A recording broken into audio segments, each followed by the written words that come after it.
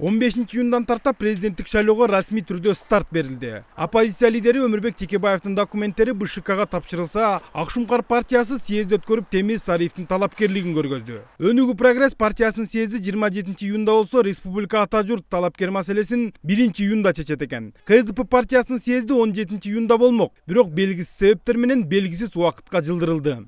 Я думаю, что основная борьба развернется между тремя-четырьмя фигурами.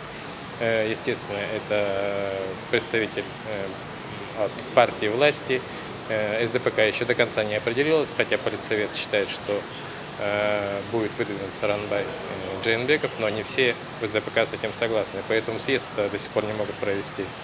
Это второй кандидат. Третьим, я думаю, будет Бабанов, которого выдвинет республика. И, наверное, сюда же можно причислить Бакыта Төребаева. Вот между этими четырьмя кандидатами пойдет основная борьба в предвыборной гонке. АКШда президенттик шайлоого Россия кийлигишкен деп чуручу болуп жатышат. Дүйнөдөгү эң күчтүү державада ушундай болуп жаткан соң, Кыргызстандын президенттик шайлоосуна сырткы күчтөр таасир этпейт деп айтууга болбойт. Мындай географиялык картаны карасаңар, глобусту карасаңар, геосаясий ордубуз география жагынан дагы, саясат жагынан да абдан маанилүү да. Же болбосо эмне үчүн бизге кызыктар болот?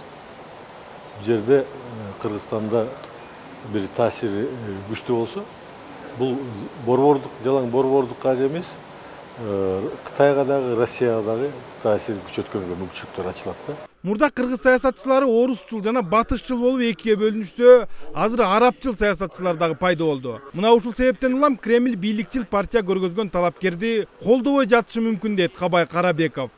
Может быть, как особенность этой кампании будет и то, что сейчас здесь появился и арабский след. В принципе, среди кандидатов есть те, кто ратует за укрепление связей с арабскими странами. Ну, это, наверное, все знают, это один из кандидатов от партии власти. Я не думаю, что это будет лучше, чем укрепление связи с нашими традиционными союзниками. Азыр президенттикке талапкерлигин койгондордун бардыгынын курсу Москваны карап турат. Бир дагы талапкер батыштын баалуулуктарын көтөрүп чыга элек. Бийлик гана шайлоо алдында таза коом долбоорун алып чыгып, каржылоо түздөн-түз батыш тараптан болорун жашырышкан жок. Мен жакында ООНдо иштеген кишилер менен сүйлөштүм. Алар мага айтышты, бул жөн эле проекттин өзүн дагы көрө элекпиз. Бул баягы жөн эле сөз болуп атат, кур сөз болуп атат азырынча. Мен таң калам, ошо силер коомчулукта эле таң калып аткандыр, шиттерди илип койду таза коом деп. Ичинде эмнеси бар ошо? Элге чыгарыш керек да, туурабы? Талапкер Кремльдики болсо, анын программасын батыш каржылап калабы дегендерге жооп. Таза коом бул элге тилемизген курула эле сөз дешет саясатчылар. Сколько проектов пережил Кыргызстан за 26 лет независимости? И всегда эти проекты выскакивали перед выборами. Ну, что или кто мешал Белому дому проект Таза Коом начать в 2011 году?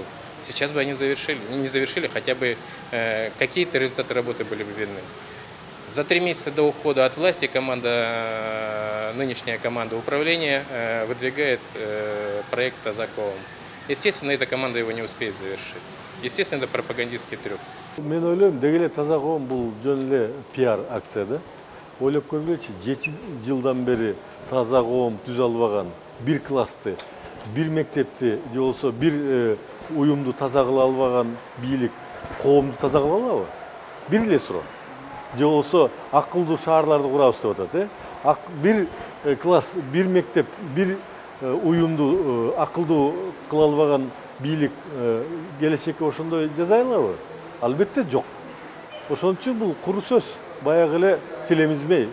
Ал учурда президент Алмазбек Атамбаев мамлекеттик сапары менен Россияга учуп кетти. Мамлекеттик сапардын жүрүшүндө Алмазбек Атамбаев Владимир Путин, Дмитрий Медведевке жолугуп, мураскер маселесине биротоло чекит коюлат дешет эксперттер.